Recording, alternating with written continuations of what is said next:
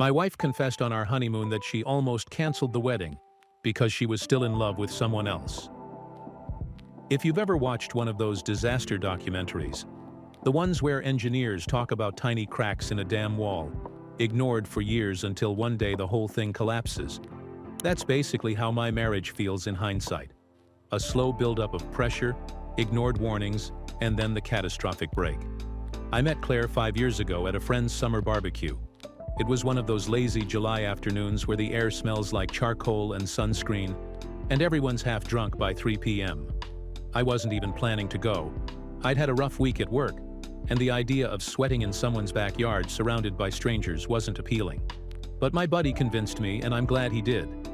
Because that's where I saw her. Claire wasn't the loudest person there. She wasn't the type to command the room, but she had this magnetic energy, this sharp wit, that made conversations with her feel like verbal tennis. She teased me within minutes of meeting me. Something about my cheap sunglasses looking like a gas station clearance bin special. And I knew instantly I liked her. We started dating soon after. At first it was fun. Spontaneous road trips, late-night diner runs, hours-long conversations where we told each other everything. She was cautious about love, though. She'd had a messy breakup a year before we met, and while she never gave me all the details, I gathered enough to know the guy had cheated and left her gutted. So I told myself her guardedness made sense. I thought I could be the one to prove love didn't have to hurt. 3 years in, I proposed. It wasn't a grand spectacle. No flash mobs, no viral video nonsense. Just me, her, and a snowy downtown square lit by Christmas lights. My hands shook so badly I almost dropped the ring. When she said yes, I swear I felt my chest crack open with joy. The engagement, though, that's when things started to shift. Planning the wedding brought out a side of Claire I'd never seen before. She was tense, irritable, snappish. She'd bite my head off over things like tablecloth colors or whether the flowers were ivory or cream. Once, she cried for an hour because her cousin wanted to bring a +1 she didn't like. I kept telling myself it was stress. Everyone says wedding planning is brutal, right? My mom wasn't convinced. She pulled me aside one day and said, "It's not cold feet you need to worry about, it's cold hearts." I laughed it off. My mom had always been dramatic, and I figured this was just another one of her ominous one-liners. The wedding day itself was picture perfect. Sunny skies, a soft breeze, everything flowing like a dream. We said our vows under a canopy of fairy lights strung up in her parents' backyard. Our families laughed, cried, clapped. When we kissed, the world felt right. And yet, even that day I noticed something. A flicker in her eyes when she thought no one was watching. Not sadness exactly. More like hesitation, doubt, like she was running through an internal checklist and wasn't sure she'd ticked the right boxes. I shoved the thought away, convincing myself every bride feels that way. The reception blurred into a haze of dancing and champagne. We left that night with cheers in our ears and cake on our clothes. It felt like the start of forever. But forever lasted exactly 6 days. Because on our honeymoon, Claire opened her mouth after one too many glasses of wine, and the words she said would unravel everything. We flew out the morning after the wedding, still buzzing from the celebration, exhausted but excited. I'd planned the whole honeymoon myself, a week in Maui, beachside resort, the kind of trip that felt like a once-in-a-lifetime experience. I wanted it to be perfect, a memory we'd tell our kids about one day. From the outside, it probably looked like it was perfect. Sunsets dripping gold into the Pacific, palm trees swaying, cocktails with tiny umbrellas. I took 100 photos of us smiling on the beach, her in a sundress, me in a Hawaiian shirt I wouldn't normally be caught dead in. Our friends and family commented on the pictures. "You two look so happy." But underneath the filters and smiles, something was off. On the flight there, she barely spoke to me. She scrolled through her phone, dozed off, stared out the window. I chalked it up to exhaustion. We'd barely slept after the reception. But even when we landed, even when we were checking into the resort, there was this distance. She'd smile for photos, but the moment the camera was down, her face would fall flat. I'd reach for her hand, and sometimes she'd take it. Other times she'd pull away, fiddling with her bag or sunglasses like she needed an excuse. One night early on, we were walking along the beach under the stars. I thought it was the perfect romantic moment. So I pulled her close and whispered, We did it. We're finally married." She gave me a tight smile and said, "Yeah, we did." Just those 3 words, but something in the way she said them made my stomach twist. By the 3rd night, I started noticing how much she was drinking. Mai Tais at lunch, margaritas by the pool, wine at dinner. Claire had always enjoyed drinking socially, but this was different. It was like she was chasing something, drowning something. She'd get giggly, overly affectionate in public, then turn cold and distant once we were alone. I'd try to kiss her, to start something intimate, and she'd push me away with a muttered, "I'm too tired." It stung, but again, I made excuses. She's just overwhelmed. She's adjusting. It's only the 1st week. God, I was so good at lying to myself. It was the 5th night when everything cracked. We'd had dinner at the resort's oceanfront restaurant. Fresh fish, candlelight, the whole cliché. She downed 2 glasses of wine and a cocktail before dessert even arrived. By the time we walked back to our room, she was swaying, laughing too loud, mascara smudged from the humidity. I tried to help her to bed, but she wanted to sit on the balcony. So we sat there in the warm night air, waves crashing in the distance. Her glass refilled again from the minibar bottle of wine. She stared out at the ocean, quiet for a long time. Then she said, almost casually, "You know, I almost canceled the wedding." My stomach dropped. "What?" I asked, half laughing, hoping I'd misheard. She didn't look at me. She just swirled the wine in her glass. "Yeah, the week before. I almost called it off." The blood rushed to my ears. My chest felt like it was caving in. "Why?" I croaked. She finally turned to look at me, and the words that came out of her mouth shredded me. "Because I'm still in love with someone else." Silence. The world just stopped. The waves kept crashing. The palm leaves kept rustling. But to me, everything froze. I couldn't breathe, couldn't move. She kept talking, rambling, the wine loosening every thought she should have kept buried. She told me she'd been hung up on her ex the entire time we were together. That even on our wedding day, when she was saying her vows, part of her brain was wondering what life with him would have been like. That she loved me, sure, but not the way she was supposed to. She laughed bitterly, tears streaking down her cheeks, and said, "I thought marrying you would fix it. I thought if I just pushed through, the feelings for him would fade. But they didn't. They're still there." I sat there frozen, staring at the woman I had just promised my life to. The woman I'd planned a honeymoon for, a future for. And she was telling me I was a consolation prize. I didn't scream, didn't cry. I just sat there, numb. My hands clenched so tightly the balcony chair creaked. My brain was spinning, searching for some way to make sense of it, to rationalize it. Maybe she was drunk, maybe she didn't mean it. Maybe this was just cold feet, delayed by a week. But deep down, I knew. You don't accidentally confess that you're in love with someone else. When she finally stumbled to bed, I stayed out there on the balcony, staring into the dark ocean, feeling like I was drowning. The honeymoon was supposed to be the start of forever. Instead, it was the beginning of the end. The morning after her confession, I woke up in the hotel room feeling like someone had taken a sledgehammer to my chest. She was still asleep, hair tangled across the pillow, breathing softly like nothing had happened.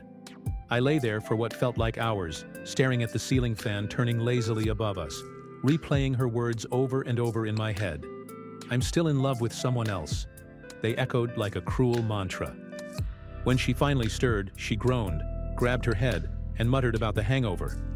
I was sitting on the balcony, staring at the ocean like it might give me answers. "Did I say anything stupid last night?" she asked, rubbing her temples, half smiling. I wanted to scream. I wanted to shout, "Yes, you destroyed me." But all I said was, "Yeah, you did." Her face froze. The smile vanished. She knew. We sat at breakfast in near silence. She picked at fruit, avoided eye contact. I forced down coffee that tasted like ashes.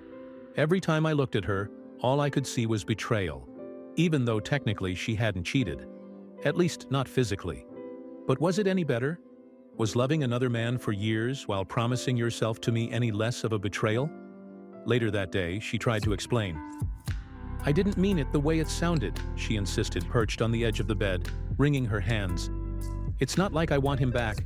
I don't even talk to him anymore. It's just leftover feelings. Ghosts." Ghosts don't almost cancel weddings, I muttered. She cried. She begged me not to let one drunken night ruin everything. I married you, didn't I? I chose you. Doesn't that mean something? I wanted it to. God, I wanted it to. But in my gut, the doubt was spreading like poison. For the rest of the honeymoon, we pretended. We posed for photos, smiled at the waitstaff, lounged by the pool. To anyone else, we looked like newlyweds in paradise. But behind the smiles, I was unraveling. Every time she laughed at a joke, I wondered if she was picturing him. Every time she kissed me, I wondered if it felt like settling. Every time we lay in bed, the silence between us screamed louder than words. I started avoiding intimacy. I made excuses: sunburn, exhaustion, bad food. The truth was, I couldn't bear the thought of being close to her knowing I wasn't really the one in her heart. One night she rolled over, reached for me and whispered, "Please don't hate me." I didn't answer. The flight home was the longest of my life. 10 hours in a metal tube, trapped beside the woman who'd ripped me open. She tried small talk. I answered in one-word responses. Eventually, she gave up and stared out the window the whole time. When the plane touched down, families around us clapped, kids cheered. For everyone else, the trip was over and life resumed. For me, I knew life would never be the same. We grabbed our luggage in silence. In the taxi ride home, she finally whispered, "We can get past this, right?" I stared out the window at the gray sprawl of the city, the familiarity that felt foreign now. "I don't know," I said. And for the first time since the wedding, I meant it. Coming home after the honeymoon was like stepping into an uncanny version of our old life. Everything looked the same. The couch with its worn cushions, the mail stacked on the counter, the framed engagement photos smiling down at us from the hallway. But it didn't feel the same. Not even close. We hauled our suitcases inside, dropped them by the door, and just stood there for a moment, as if we'd walked into someone else's home. Claire gave me a weak smile and said, "Home, sweet home." I didn't answer. My chest was still tight from the flight. The first week back was full of calls and texts from family and friends. "How was Maui? Tell us everything. Send more pictures." I lied through my teeth. I told my mom it was perfect. I told my sister the sunsets were breathtaking. I sent Claire's dad photos of us on the beach, both of us smiling like actors in a commercial. But behind the smiles, the reality was eating me alive. Every photo I looked at, I remembered what she'd confessed. Every smile of hers felt like a performance. And the worst part was, she let me lie. She never corrected me, never admitted to anyone that the honeymoon had been a disaster. She played along, nodding, laughing, thanking people for their congratulations. We were both pretending, but for different reasons. I pretended because I was too humiliated to admit the truth. She pretended because she didn't want to be caught. If you've never lived with a secret gnawing at your stomach, let me tell you, it's exhausting. I'd wake up in the middle of the night, heart racing, remembering her words. "I almost canceled the wedding. I'm still in love with someone else." I'd stare at her sleeping beside me, her face peaceful in the glow of the alarm clock, and wonder who she was dreaming about. During the day, every interaction was laced with poison. She'd kiss me before leaving for work, and I'd wonder if she wished she were kissing him. She'd text me, "Love you," and I'd imagine her sending the same words to someone else. Little things started piling up. She'd get home later and later, blaming meetings. She'd guard her phone like it was nuclear launch codes, turning the screen away when I walked by. Once, in the middle of the night, I caught her scrolling with the brightness dimmed all the way down. When I asked what she was doing, she snapped, "Could you not be so paranoid?" Paranoid. That word stuck. Was I paranoid? Or was I finally seeing what had been in front of me all along? A few weeks later, my parents invited us over for dinner. Classic Sunday night family meal. Roast chicken, mashed potatoes, my mom asking 100 questions. Claire sat beside me, laughing, charming, acting like the perfect daughter-in-law. "So how was the honeymoon, really?" my mom asked, smiling. "It was beautiful," Claire answered smoothly without hesitation. "Best trip of my life." I nearly choked on my water. Best trip of her life?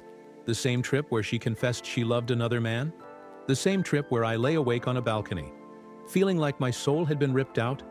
I stared at her, stunned by the ease of her lie. My mom beamed, completely fooled. On the drive home, I couldn't stop myself. "How can you just say that?" She sighed, exasperated. "Would you rather I told your mom the truth? That I got drunk and said something stupid? You want her to know our business?" Our business. That's what she called it. Like it was some minor marital spat. I clenched the steering wheel, knuckles white. "It wasn't stupid. It was the truth. You said it." She crossed her arms, staring out the window. "You're never going to let this go, are you?" From that moment on, a wall went up between us. She stopped trying to explain.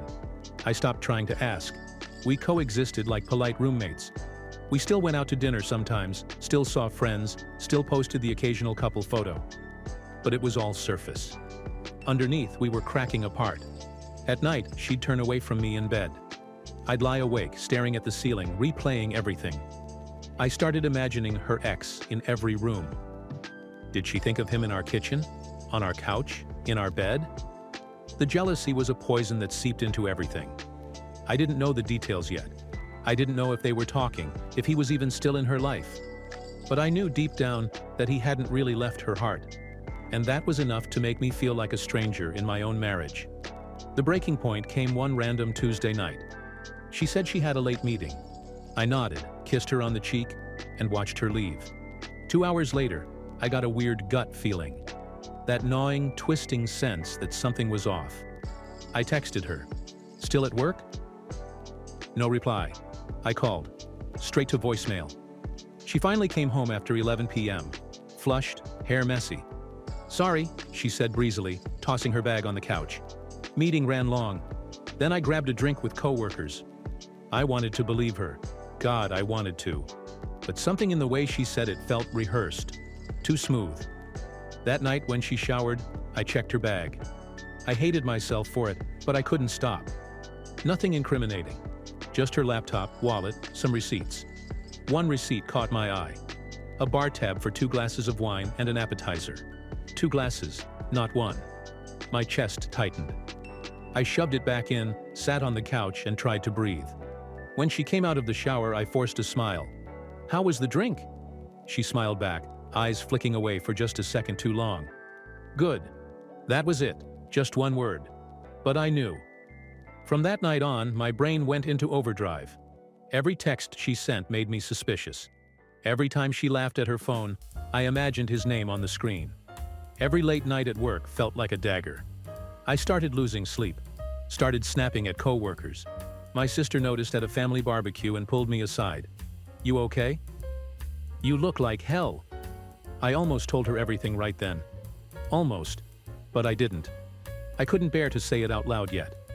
At home, Claire and I drifted further apart. She stopped trying to initiate conversations. I stopped trying to bridge the silence. We were newlyweds who barely touched each other. Newlyweds who slept back to back. Newlyweds who were already strangers. If the honeymoon confession was the earthquake, then the weeks after were the aftershocks. Small at first, almost ignorable if you weren't paying attention, except I was paying attention to everything now. I couldn't stop. Every movement, every word, every glance at her phone felt like another tremor, shaking the fragile walls of my marriage. I've never been the jealous type. Before Claire, I prided myself on being laid back. I trusted people until they gave me a reason not to.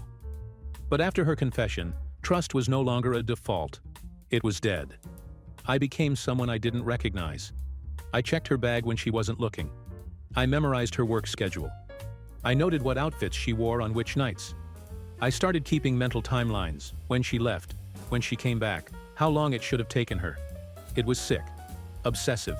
I hated myself for it. But I couldn't help it. She had opened the door to hell with her words, and I was wandering through the flames trying to piece together what was real. It started with her phone. She used to leave it lying around, face up on the counter.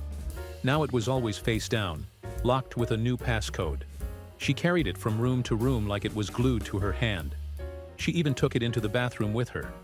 One night while she was showering, I tried to guess the code. My hands shook as I tapped in birthdays, anniversaries, her dog's name. Nothing worked. Finally, after a few wrong tries, the screen locked me out. My stomach sank. When she came out, wrapped in a towel, she caught me holding it. For a moment, her face froze. Fear, anger, guilt, all in one flash. Then she snapped, "What the hell are you doing?" I stammered something about just checking the time. She snatched it from my hand. "Don't ever touch my phone again." That was all the confirmation I needed. A week later, I found the first real clue. She'd left her laptop open on the couch while she made tea in the kitchen. Normally, she closed everything obsessively. But this time, an email tab was still up.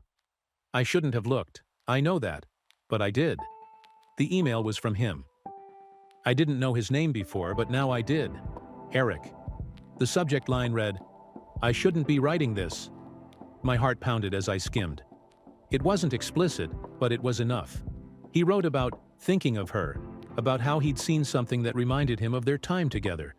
He signed off with, "I'll always care about you. Don't forget that," she'd replied. Her message was short. I could never forget. I sat there, staring at the screen, the words searing into me. My wife, my brand new wife, telling another man she could never forget him. When she walked back in with her mug of tea, I slammed the laptop shut. She jumped, spilling tea on the carpet. "What's your problem?" she asked, glaring.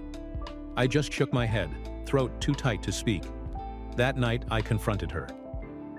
"I saw the emails," I said flatly. Her face went pale. "You went through my laptop?" "Don't flip this on me," I snapped. "You're writing him. The guy you said you still loved. The guy you almost left me for." She crossed her arms, defensive. "It was nothing. Just closure." "Closure?" I barked. "Telling him you could never forget isn't closure. That's holding on. That's keeping the door wide open." She started crying, the tears flowing fast.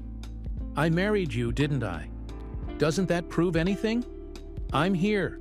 With you, not with him." I laughed bitterly. "Your body's here, but your heart, it's somewhere else entirely." We went to bed in silence that night, lying back to back, the gap between us in bed feeling like a canyon.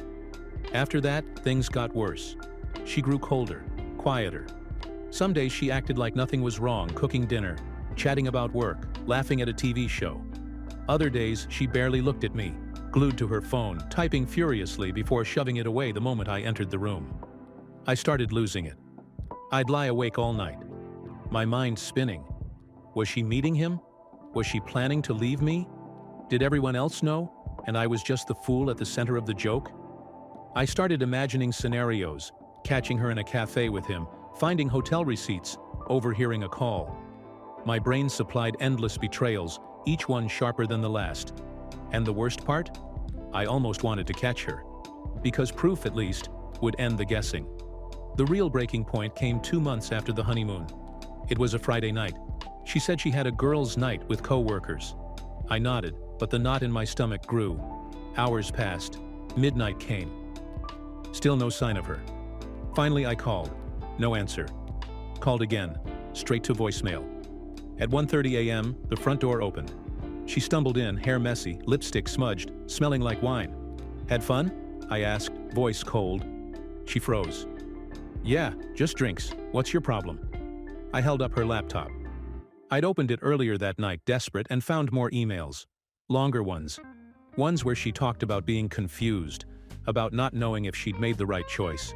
Ones where she told Eric, "Sometimes I wonder what would have happened if I'd said yes instead of no." My voice broke as I read the words out loud. "You wonder if you should have married him instead of me." Her face crumpled. "It's not what it looks like." "Don't," I cut her off. "Don't insult me with that cliché. It's exactly what it looks like." For the first time, she didn't fight back. She just sat down on the couch, head in her hands, sobbing. And me? I felt nothing. Not anger, not even sadness. Just empty. That night, I slept on the couch. The cushions dug into my back. The hum of the fridge was too loud, and yet it was the best sleep I'd had in weeks. Because finally, I had proof. Finally, I wasn't crazy. I wasn't paranoid. I wasn't overthinking. I wasn't imagining. She really was still in love with him. She really had dragged me into a marriage while half her heart was somewhere else. And now, there was no pretending left. The morning after I read her emails out loud, the house felt like a morgue. I woke up on the couch with a stiff neck, my head throbbing, my chest hollow. Sunlight streamed in through the blinds, cruel in its normalcy. She was in the kitchen, making coffee like it was just another Saturday. I sat up slowly, watching her move. For a moment I thought about what it had felt like to love her without suspicion. How natural it used to be to see her standing there and feel lucky. But now, even the sight of her pouring coffee made me feel sick. She looked up, eyes puffy, and whispered, "We need to talk." The talk turned into another fight almost instantly. She said I was overreacting. I said she was gaslighting me. She said I was destroying our marriage by digging. I said she destroyed it the moment she let Eric back in. Back and forth, voices rising, accusations flying. At one point she screamed, "Why can't you just let it go?" I stared at her, stunned. "Because it's my marriage. Because you made vows to me and then immediately broke them." Her face twisted with frustration, but she didn't deny it, and that silence was louder than any scream. That weekend, I finally broke and told someone. I called my sister, my voice shaking, and spilled everything. The honeymoon confession, the emails, the late nights, the fights. There was a long silence on the line. Then she whispered, "Oh my God." She didn't sugarcoat it. "You can't stay with her.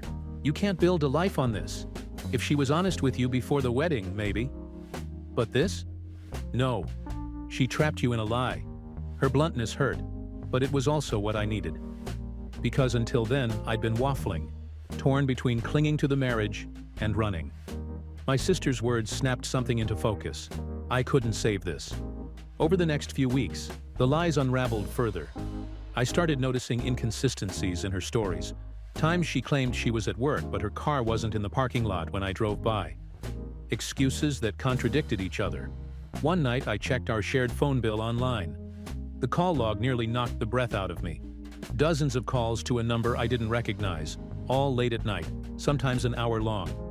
I Googled it. Eric. When I confronted her, she tried to twist it again. "We're just talking. I need to sort through my feelings. Don't you want me to be sure about us?" I laughed bitterly. "You should have been sure before you walked down the aisle." She didn't reply. Secrets like this don't stay hidden forever. Word started spreading. First through my sister, then through friends who'd seen us fighting in public, then through whispers at gatherings. One friend pulled me aside at a barbecue. "Hey man, are you okay? We heard Claire's been, still talking to her ex." The pity in his eyes nearly broke me.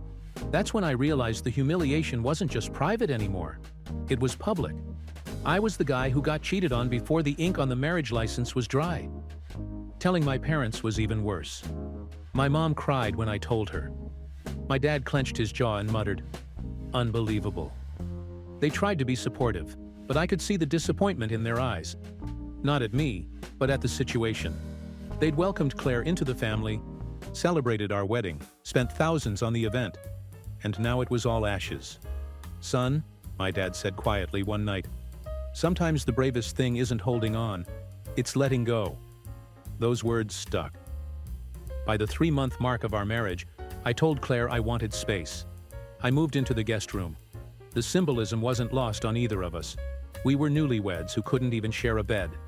She cried. She begged me not to give up. She promised to block Eric, to delete his number, to go to therapy. But by then I didn't believe her. She'd made those promises before. And even if she followed through this time, the damage was already permanent. The trust was gone. The final straw came one night when she went out with coworkers again. I didn't even follow or check anymore. I just sat on the couch, staring at our wedding photo on the wall. The two of us smiling, holding hands, surrounded by people cheering us on. I got up, took the photo down, and shoved it in the closet. When she came home later, I told her flatly, "I'm done." She froze, tears welling instantly. "Please, don't say that." "I'm done," I repeated. "You killed this marriage before it even started. I can't do it anymore." She collapsed onto the floor, sobbing. I just stood there, numb. We agreed she would stay with her parents for a while. She packed a bag the next morning, her hands shaking, eyes red. At the door, she whispered, "I'm sorry." I didn't answer. When the door closed, the silence in the house was deafening. But for the first time in months, I felt something close to relief. Because finally, I wasn't waiting for another confession. Finally, I wasn't checking emails or receipts or phone logs. Finally, the pretending was over. The marriage was dead. but at least the truth was alive.